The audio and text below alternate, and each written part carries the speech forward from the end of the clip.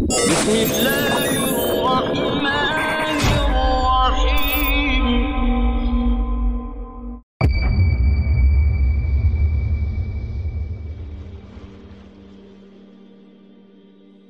C'est l'histoire fascinante d'une créature transcendant toute limite de temps, d'espace et de matière, qui un jour, prise dans l'élan d'un brin de folie, très certainement mêlée à un zeste d'ignorance, fera le choix de vivre une expérience très étrange, qui est celle de s'enfermer dans une boîte matérielle, un véhicule physique durant un temps défini, perdant ainsi toute liberté de mouvement et de perception métaphysique. Quelle est cette ignorante créature? Vous l'aurez compris, il s'agit bien évidemment de la conscience humaine, notre conscience originelle. Le Créateur nous raconte dans sa révélation qu'effectivement, nous avons choisi de venir ici. Nous avons choisi d'expérimenter cette vie humaine. Dans le verset dans lequel il dit Ba'd a'oudhu billahi minash shaytanir rajim, bismillahir rahmanir rahim. Inna 'aradna al-amanata 'ala as-samawati wal-ardi wal-jibal. Nous avions proposé aux cieux, à la terre et aux montagnes le dépôt, la amana. Fa'abayna an yahmilnaha wa ashfaqna minha. Tous, sans exception, refusèrent et eurent peur. وَحَمَلَهَا الْإِنسَانُ إِنَّهُ كَانَ ظَلُومًا جَهُولًا. Mais l'être humain, lui, s'en est chargé, car certes l'homme était injuste et ignorant. Pourquoi avons-nous choisi de faire cette expérience? Toute la création prit peur. Seul l'être humain s'est proposé. Moi, qui de surcroît, cette expérience est venue restreindre nos libertés et nos capacités d'existence et de perception supra-matérielles. Vous avez tous déjà joué un jour ou l'autre durant votre enfance à ces jeux où l'on se bande les yeux, n'est-ce pas? Pourquoi est-ce qu'on fait ça? Parce qu'on est curieux de découvrir si on pourrait se déplacer. Encore mieux, si on pourrait attraper les autres enfants sans notre capacité de voir. Pour le défi, le challenge nous intrigue, nous les êtres humains. Eh bien, c'est un peu la même chose ici. L'être humain, al-insan, qui est à la base de nature subtile, une entité spirituelle de lumière qu'on appelle l'esprit, ar-ruh, choisit de faire l'expérience de s'incarner dans la matière pour en quelque sorte perdre la vue. Et si j'entrais dans la matière pour oublier quelque part ma nature originelle métaphysique et de surcroît oublier la nature de mon créateur divin?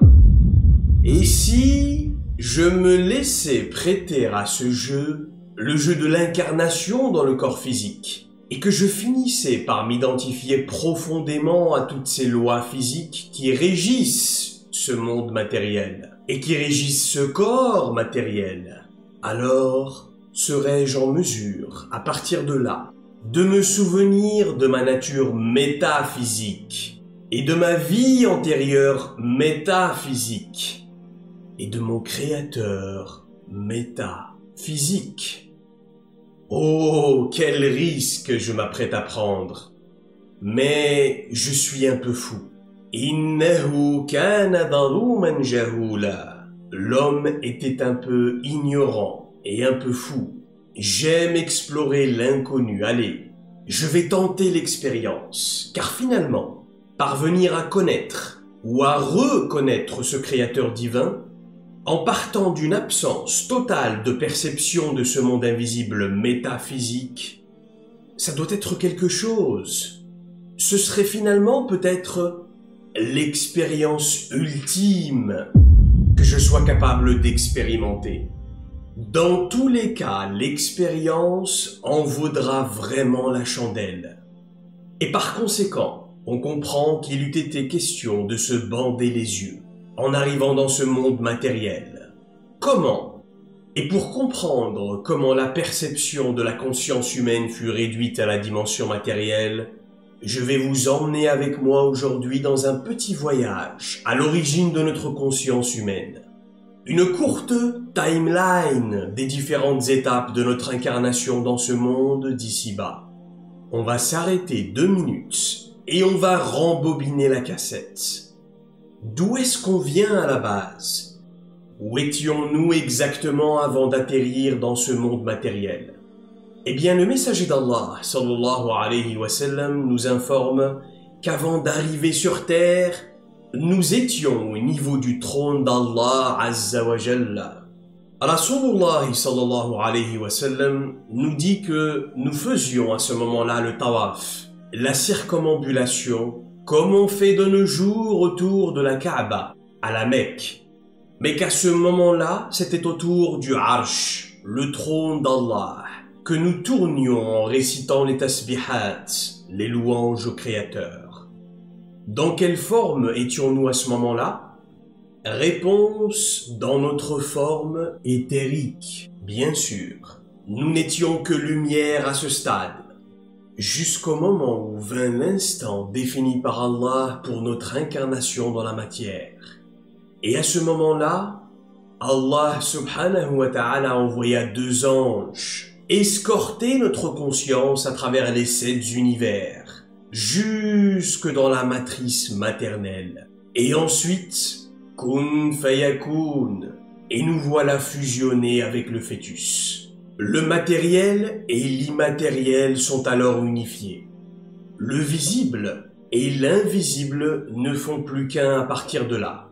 Cette fusion se produit aux alentours du 40e jour de la grossesse. Cette boule de chair présente dans l'utérus est maintenant bel et bien vivante. Et à partir de là, l'être qui habite ce fœtus sera conscient aussi bien dans le monde matériel que dans le monde invisible. Et en réalité, pendant toute la grossesse, ce bébé restera conscient dans les 2 mondes. Et oui. Et enfin, après environ 9 mois, il viendra au monde et continuera encore d'être conscient des 2 côtés de la création. Autrement dit, ce bébé perçoit dans notre monde physique les odeurs, les silhouettes. Il entend les sons, les voix, les murmures. Il ressent aussi le froid, la chaleur, les caresses. Donc il perçoit tout ce qui se perçoit dans le monde matériel. Le plan de perception de la 3e dimension, X, Y, Z. Mais simultanément, écoutez bien, ce bébé perçoit et expérimente aussi les réalités supramatérielles. Il est conscient et il est sensible aux manifestations énergétiques et spirituelles de la création. Et si maman est triste, bébé ressent et perçoit l'énergie de la tristesse de maman. Et si papa est en colère, il va ressentir et percevoir et être affecté aussi par les énergies de la colère. Nos anciens nous disaient souvent que lorsqu'un bébé rit, c'est qu'il a vu un ange. Et quand il pleure, c'est qu'il a vu un djinn. Vous avez tous déjà entendu quelque chose comme ça, n'est-ce pas? Eh bien, ce n'est pas un mythe. C'est une réalité. Le cœur de ce bébé est ouvert, absolument nu. D'ailleurs, vous pouvez remarquer que la fontanelle d'un nouveau-né n'est pas solide. Vous savez, cette partie au sommet de son crâne, elle n'est pas encore solidifiée, elle est molle. Quel est le rapport avec le cœur, vous allez me dire? Eh bien, il s'avère que l'œil du cœur se situe précisément dans la tête, au milieu de ce cerveau. Exactement dans l'alignement de la fontanelle. Subhanallah. On parle d'un organe très particulier, plus communément appelé la glande pinéale. Retenez bien le nom de cet organe. Et aujourd'hui, je ne développerai pas sur la glande pinéale car on y passerait des heures. Mais souvenez-vous de ceci. Dans le monde matériel, vous ne voyez pas réellement avec vos yeux physiques. Vos yeux ne sont que des caméras extérieures qui captent les photons pour ensuite venir les transmettre à travers le nerf optique dans la partie arrière de votre cerveau, le cortex de la vision. c'est à l'arrière de votre cerveau que vous voyez en réalité. C'est la même chose avec les caméras de surveillance, par exemple. Vous avez une caméra à l'extérieur de votre maison qui est reliée par un câble à un afficheur à l'intérieur. Et maintenant, c'est sur votre écran à l'intérieur que vous voyez les images que capte la caméra à l'extérieur. Et de la même manière, la glande pinéale qui se trouve dans notre cerveau est la caméra du cœur. Elle joue exactement le même rôle. D'ailleurs, énormément d'études scientifiques ont démontré les similitudes des photorécepteurs de la glande pinéale avec celles de notre œil. Mais à la différence des yeux, ce que capte la glande pinéale est directement transmis au cœur et non au cerveau. En l'occurrence, les gens qui peuvent voir les réalités métaphysiques voient dans leur cœur et non pas dans leur cerveau. Et la médecine moderne appelle ces phénomènes des hallucinations visuelles. Mais de notre côté, walhamdulillah, nous disons qu'il s'agit de visions, c'est-à-dire des ouvertures sur le monde spirituel, des moments de perception du monde invisible, des perceptions visuelles, des perceptions auditives, ou parfois même olfactives ou sensorielles. De nos jours, beaucoup de gens considèrent tout simplement qu'avoir des visions, c'est symptomatique d'une anomalie cérébrale. Autrement dit, voir quelque chose qui n'appartient pas à notre plan de perception, c'est être fou, disent-ils. Oh, tu sais, elle est un peu folle, elle voit des choses. Jusqu'à présent, même la médecine moderne n'a pas encore su expliquer ce phénomène. De façon générale, la médecine moderne et la science ne prennent pas en compte le monde de l'invisible dans leur diagnostic. Elles se limitent au corps physique de l'être humain. Et c'est pour cela que la médecine qualifie ces visions d'hallucination. Hallucination qui, je le rappelle, provient du mot latin hallucinatio, qui désigne directement et littéralement un égarement, une erreur. Vous avez une vision. Vous avez donc eu un moment d'égarement cérébral. Vous avez commis une erreur de perception, d'après la science moderne.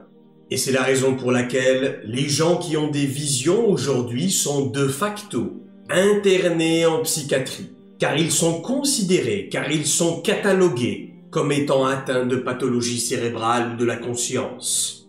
On parle alors de schizophrénie, de bipolarité, de dédoublement de la personnalité, etc., etc.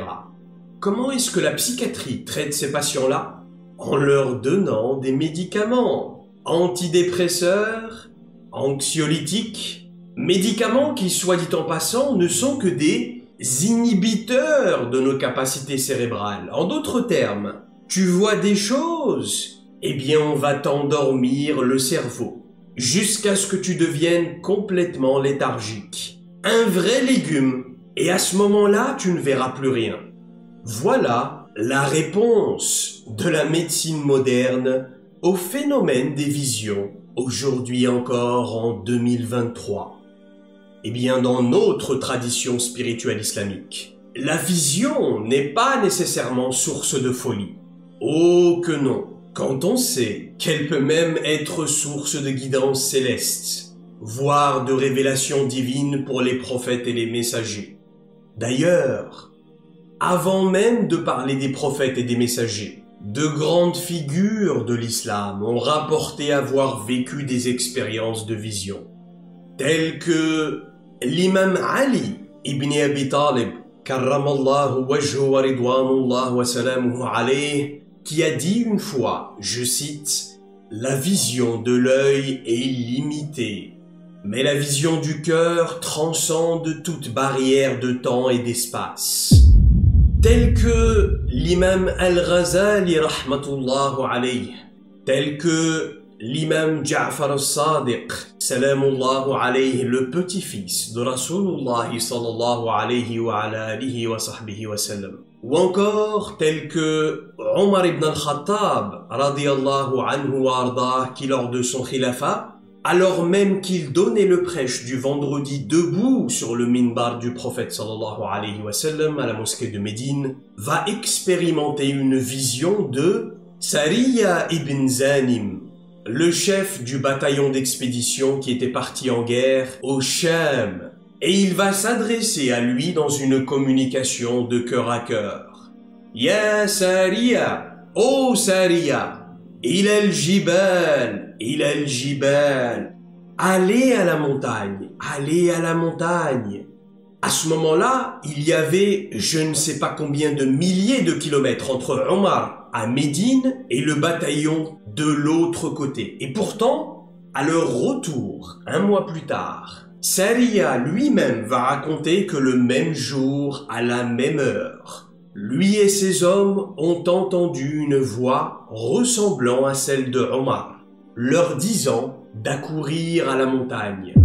Et c'est ce qui va leur permettre d'éviter le piège stratégique de l'ennemi et de remporter la bataille ce jour-là, subhanallah. Vous avez tous déjà entendu cette histoire et c'est une réalité. Ce n'est pas une fiction. Même Cheikh Al-Albani rahmatullahu alayhi l'a authentifié. Et il a dit concernant le tafsir de ce hadith, il ne fait aucun doute que l'appel de Omar à Sariya était une inspiration d'Allah.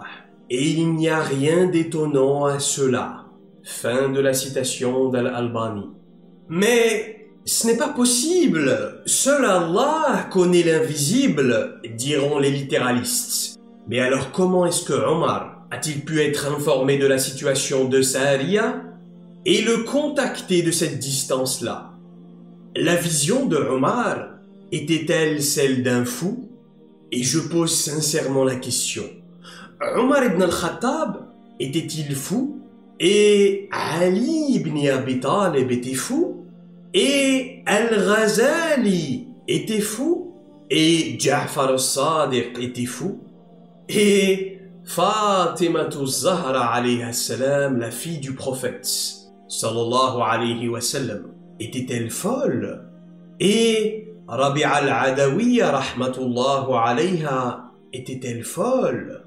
Est-ce que tous ces gens qui ont décrit avoir expérimenté des visions éveillées n'étaient en fait que des cas psychiatriques? Et je pense que la réponse est très claire.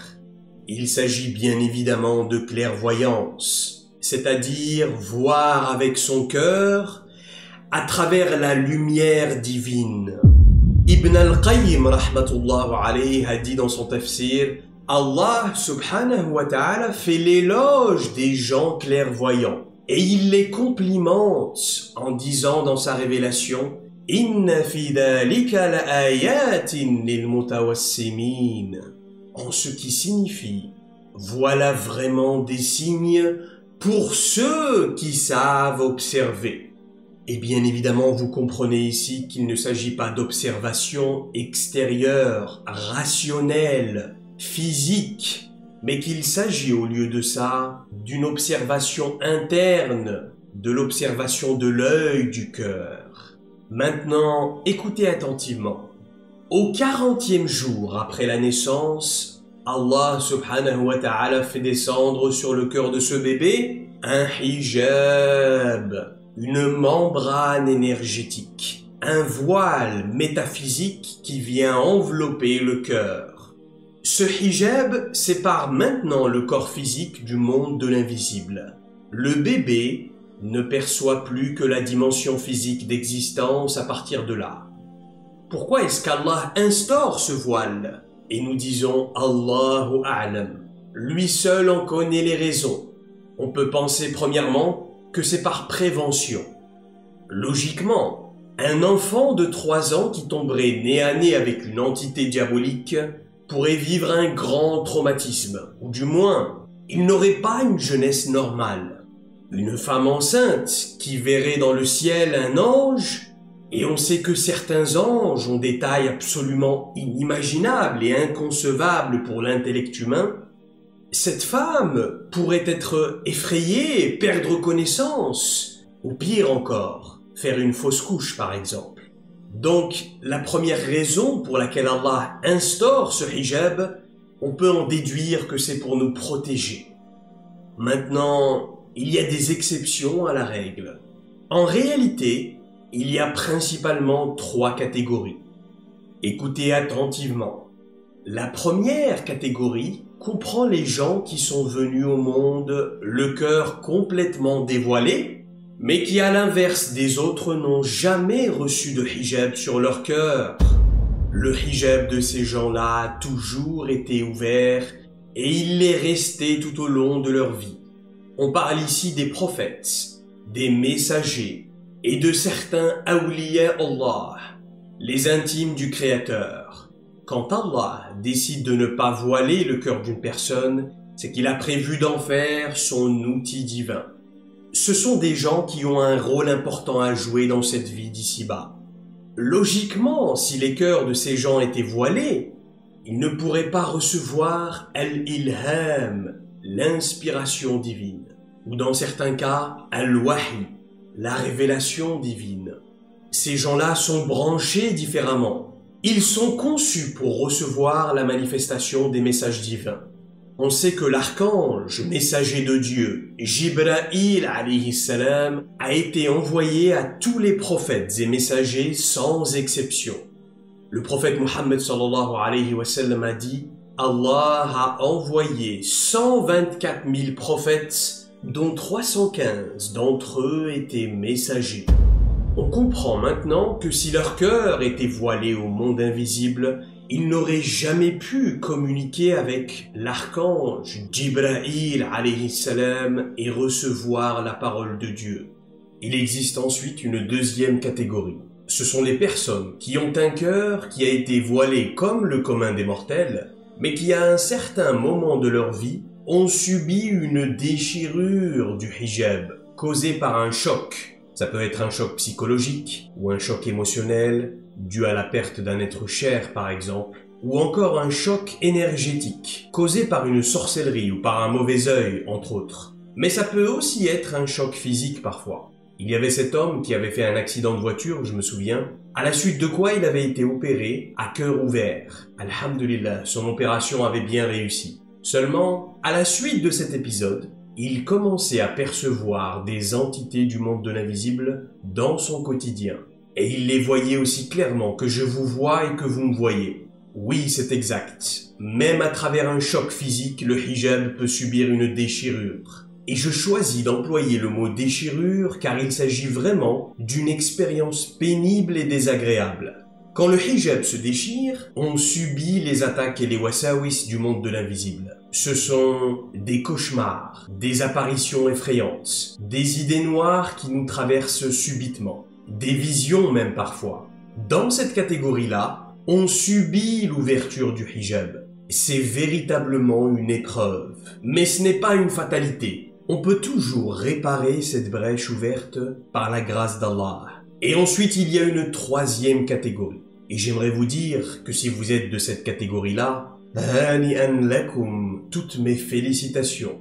Mais malheureusement, les gens qui sont dans cette catégorie sont de plus en plus rares de nos jours. Qu'est-ce que la troisième catégorie? La troisième catégorie, eh bien, ce sont les personnes qui, à travers un long cheminement spirituel, progressif et régulier, un cheminement constant, ce sont des personnes qui polissent leur âme pendant des décennies, parfois pendant une vie tout entière, jusqu'à ce qu'Allah subhanahu wa ta'ala décide d'ôter doucement et progressivement le hijab de leur cœur. C'est un processus d'ouverture qui est agréable. Ce sont des moments d'éveil, des manifestations lumineuses d'abord, puis des ouvertures spirituelles, des visions véridiques vers des réalités, des haqa'iq, des sagesses, des connaissances divines. Et puis ce sont des rencontres avec des créatures angéliques, avec des personnalités célestes, telles que des awliya, des messagers, des prophètes. Et finalement, cela devient un mode par défaut, une conscience quasi permanente du divin et de la signature divine en toute chose et dans chaque instant présent. Et c'est cela que l'état de non-existence, l'aboutissement du chemin de la servitude divine, al-ubudiyatu ila Allah azza wa jal, l'effacement de l'âme, l'effacement du moi, l'incarnation de la volonté divine. C'est l'état de conscience de Jésus, Isa ibn Maryam alayhi salam. C'est l'état de conscience d'Al-Abd Salih, Khidr alayhi salam. Et voici donc, selon moi, les 3 catégories principales de profil du hijab ouvert. Alors, si vous avez une ouverture du voile du cœur, dans quelle catégorie êtes-vous? Et bien sûr, il y a aussi le reste, c'est-à-dire les gens qui ont un hijab intact et complètement fermé. Ces gens-là vivent en paix avec le monde de l'invisible. Et cela n'est pas nécessairement synonyme de lacune ou d'une infériorité spirituelle. Ce n'est ni une bonne ni une mauvaise chose. Allah, dans sa sagesse, choisit très souvent de voiler complètement le cœur de l'être humain et de le maintenir fermé toute sa vie. Et je dirais d'après mon expérience que 9 personnes sur 10 ont un hijab fermé. Walhamdulillah. Car parfois un hijab ouvert peut constituer un gros problème aussi dans le quotidien de la personne. J'ai connu tellement de gens qui se sont égarés à cause de l'ouverture de leur hijab. Car une fois ouvert, le monde de l'invisible peut vous embarquer dans une fiction qui peut vous paraître belle et totalement en accord avec Allah. Mais en réalité, c'est eux qui tirent les ficelles, très subtilement. On ne les voit même pas. Et au final, ils arrivent à faire de vous ce qu'ils avaient prévu. J'ai tellement de gens qui me contactent en me disant « Cher, je vois des lumières et je vois des couleurs et je vois des chiffres qui se répètent. Et Allah m'a donné une mission et je dois faire ceci et je dois faire cela et je suis le Mahdi et je suis le Messie. » Et ça peut aller très loin. À force de vous identifier à ce que vous percevez, un jour, ils finiront par vous faire croire qu'Allah vous donne une dispense pour la prière, wal'iyadu billah. Tu as atteint un tel niveau spirituel que tu n'as même plus besoin de prier. Et là, c'est la catastrophe. Et je vous jure par Allah que j'ai déjà vu des cas pareils. Écoutez attentivement maintenant.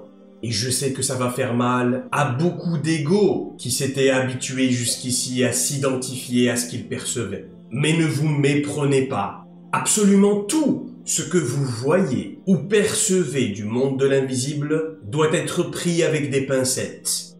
Le prophète, le messager, lui peut prétendre à recevoir des messages divins. Ou encore le wali, qui a purifié son âme pendant toute une vie d'existence jusqu'à faire de son cœur un miroir entièrement poli.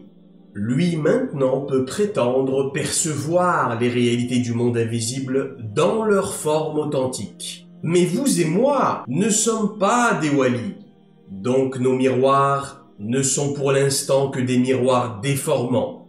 Et oui, ce qui signifie que dans toutes ces manifestations, que ce soit des inspirations subtiles ou de grandes visions, dans toutes les réalités que nous percevons, il y a toujours une part de notre ego.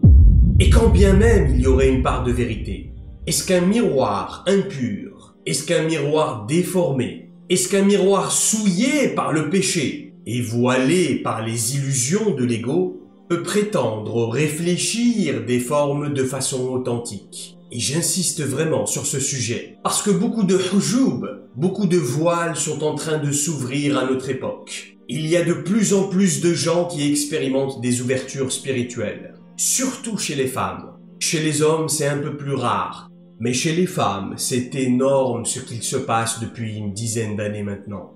Notamment car nous vivons un inversement des pôles énergétiques, du masculin et du féminin.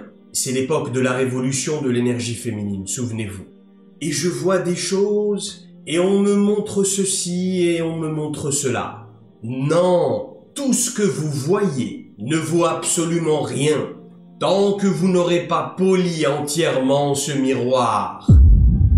Pour en revenir à notre sujet, on disait tout à l'heure que les gens qui ont un hijab fermé vivent en paix avec le monde invisible. Mais en réalité, ce n'est pas aussi simple. Comme on avait dit au début de cette série de conférences, tout le monde, sans exception, subit le waswas des entités du monde de l'invisible. Mais pour ceux qui ont un hijab ouvert, c'est beaucoup plus visible, c'est beaucoup plus direct, c'est au premier plan. En revanche, pour les autres, le waswas est en arrière-plan. C'est un peu plus subtil, mais ils le subissent quand même. Les gens qui ont un hijab ouvert, écoutez attentivement, c'est extrêmement important. Les gens qui ont un hijab ouvert, en plus d'être assujettis au waswas indirect, souvenez-vous, qu'on avait défini par ces insufflations qui passent par l'âme, an-nafs, l'ego. Cette âme qui vous les transpose ensuite à la première personne, tel un interphone. En plus du waswas indirect, les gens qui ont un hijab ouvert subissent aussi ce qu'on appellera le waswas direct. De quoi s'agit-il? Pour faire court et simple, quand le hijab du cœur est ouvert, à noter qu'il y a des degrés d'ouverture. Certains sont ouverts à 20%, d'autres à 50%, d'autres encore sont ouverts à 80%. Quand il y a une ouverture du hijab, eh bien le monde de l'invisible n'a plus besoin de passer par votre âme pour vous faire des insufflations. Car l'accès à votre cœur est ouvert. Ils peuvent maintenant se connecter à votre conscience et y insuffler directement des réalités subtiles. Et ça se traduit par des situations dans lesquelles vous êtes là, par exemple, tout va bien dans votre contexte et d'un seul coup, vous entendez une voix. Non pas une voix dans votre tête, entre guillemets, en arrière-plan. Non, vous entendez une voix comme si vous aviez une oreillette et que quelqu'un vous parlait littéralement dans l'oreille. Ça, c'est un waswas direct. Ou alors, vous êtes là tranquillement et d'un seul coup, vous avez une émotion négative qui apparaît en vous et qui prend possession de tout votre être. De la peur, de l'angoisse, une boule au ventre, une grosse tristesse. Juste comme ça, de nulle part, sans aucune raison. Il n'y a aucune explication logique dans votre contexte. Eh bien ça, c'est aussi un waswas direct. Quand votre hijab est ouvert, ils peuvent même se connecter à votre corps énergétique et à partir de là, ils peuvent vous faire sentir des choses physiquement même. On est dans le sensoriel. Une douleur qui apparaît de nulle part par exemple. Une tension, une sensation désagréable. Des fourmillements dans les jambes, dans les mains, dans les pieds. Mais en réalité, il n'y a absolument rien. Walou, ce n'est que du waswas. Alors, ça peut effectivement faire peur dit comme ça. Le waswas direct est effectivement impressionnant. Et si on ne se contrôle pas, ça peut être très gênant. Mais finalement, prenez conscience que le waswas direct est plus facile à contrecarrer, étant plus visible, étant au premier plan. Quand vous êtes assujetti à un waswas direct, vous le savez immédiatement, vous le remarquez sur place, parce que c'est gros comme un camion. Donc, il vous est plus facile de combattre un ennemi que vous voyez. En revanche, à l'inverse, le waswas indirect auquel est assujetti tout le monde sans exception, c'est un waswas subtil, on ne le voit pas. Et par conséquence, on va très facilement s'identifier à ce waswas indirect. Croyez-moi, le waswas subtil, indirect, est bien plus dangereux que le waswas direct. Et croyez-moi, le waswas indirect fait beaucoup plus de dégâts que le waswas direct, malgré les apparences. Maintenant, un petit message pour les gens qui subissent le waswas direct. Tout d'abord, sachez qu'Allah subhanahu wa ta'ala est bien informé de votre situation actuelle et qu'il vous observe en ce moment même d'un regard plein d'amour et de compassion. En réalité, le moment où la créature est la plus proche de son créateur est celui dans lequel elle est éprouvée. Alors profitez au maximum de cette proximité avec le divin pour l'invoquer avant que l'épreuve ne s'arrête. Ensuite, j'aimerais vous dire à tous ceux qui ont compris qu'ils étaient dans la catégorie 2, la déchirure du hijab. Encore une fois, ce n'est pas une fatalité, ce n'est pas définitif. Oh que non. Souvenez-vous que derrière chaque épreuve, il y a un bienfait. Il suffit juste de patienter pendant la tempête. Vous trouverez dans le monde entier des gens qui à la base ont subi une déchirure du hijab et qui sont passés par de grandes épreuves pour au final reprendre le contrôle, consciemment ou inconsciemment, sur leur hijab et ne plus le subir. Mieux que ça encore, la plupart de ces gens finissent par s'apercevoir que cette ouverture est devenue un atout dans leur vie, un véritable atout spirituel. Finalement, cette ouverture dans leur hijab a fini par devenir un outil de connexion et de rapprochement avec le divin, subhanallah. Ce sont des centaines et des centaines de gens que j'ai connus qui sont passés de l'enfer à la paix intérieure. Je ne sais pas si tout le monde comprend ce que je suis en train de dire, mais pour faire très simple, il est possible de passer de la catégorie 2 à la catégorie 3, sans exception, subhanallah. Ce qui semblait être au départ une malédiction, et je pèse mes mots, vraiment c'est inimaginable ce que certaines personnes ont subi dans leur vie du monde de l'invisible. Mais ce qui semblait être au départ une malédiction finit petit à petit par devenir un énorme bienfait, une bénédiction dans la vie de ces personnes. Peut-on complètement refermer un hijab ouvert? C'est une question qu'on m'a souvent posée. Et la réponse est non, pas que je sache. Et encore une fois, je ne parle que de mon expérience. C'est peut-être déjà arrivé, wallahu a'lam. Allah est tout sachant et il est capable de tout, mais durant mon expérience, je ne me souviens pas avoir vu quelqu'un à qui Allah a complètement refermé son hijab, définitivement. Quand Allah décide de l'ouvrir, c'est qu'il y a de bonnes raisons. Et les gens qui me connaissent savent que je suis bien placé pour en parler, walhamdulillah. Oui, il est possible de soigner cette déchirure. Oui, il est possible de recalibrer ce hijab. Oui, il est possible d'en reprendre le contrôle. Comment le fait-on? Il y a énormément de choses à dire sur ce sujet, mais la base de ce cheminement est la même que celle qu'on pratique pour le waswas indirect. Vous vous souvenez des 3 outils que je vous avais partagés contre le waswas indirect? Premièrement, la méthode robot. Deuxièmement, l'exercice d'élévation de la conscience. Et troisièmement, as-salat, la prière. Et on avait dit que l'outil le plus puissant et le plus efficace était la prière, bien évidemment. Mais la prière réalisée d'une certaine manière, dans un état d'esprit et de conscience particulier. Pour ceux qui ont besoin d'un rappel, vous retrouverez ces conférences sur notre chaîne YouTube, Inch'Allah. La clé contre le waswas direct est principalement l'indifférence. Dès l'instant où je ressens, où je vois, où j'entends, où j'expérimente quelque chose, je dois m'habituer à le reconnaître en tant que waswas et à le rejeter immédiatement. Je ne dois pas essayer de le combattre, attention. Ce ne serait que contre-productif, mais je dois l'ignorer. Je dois utiliser l'indifférence. Je sais que c'est là, mais ça ne me fait ni chaud ni froid.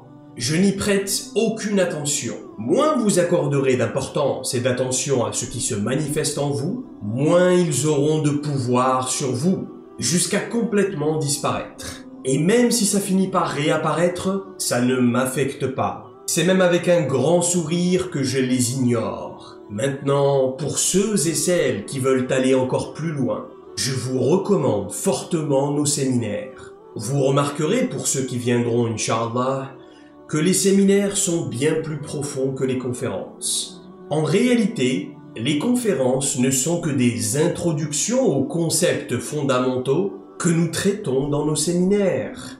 Vous avez notre premier séminaire qui est comment nos pensées modifient notre destin. C'est le premier niveau et ensuite on a le deuxième séminaire. Bâtir, sauvegarder et protéger son énergie, qui est à un autre niveau.